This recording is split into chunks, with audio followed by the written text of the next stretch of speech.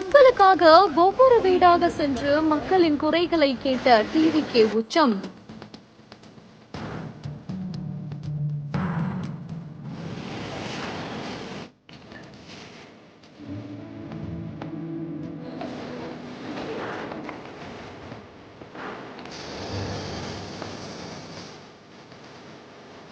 இரவோடு இரவாக மக்களுக்கு விடியலை தந்த தாவேக மாவட்ட செயலாளர். சிவகங்கை மாவட்டம் காரைக்குடியில கடந்த சில நாட்களாகவே தொடர் மழை பெய்துட்டு வருவதனால 50க்கும் மேற்பட்ட வீடுகளை வெள்ள நீர் சூழ்ந்து சில வீடுகளுக்குள்ள தண்ணீரும் புகுந்திருக்குது. இந்த நிலையில தான் ஏரியா முழுக்க தண்ணீரா இருக்கவே அப்படின்றது கூட பார்க்காம தன்னோட பேண்ட சுருட்டி விட்டுட்டு அதுக்கப்புறமா அந்த மழை நீர்ல இறங்கி ஒவ்வொரு வீடாக சென்று மக்களோட கஷ்டங்களை தெரிஞ்சுக்கிருக்காரு தமிழக வெற்றி கழக கிழக்கு மாவட்ட செயலாளர் டாக்டர் பிரபு தலைமையிலான அந்த கட்சியினர் அங்க சென்று பாதிக்கப்பட்ட மக்களுக்கு உதவிக்கரம் நீட்டிருக்காங்க.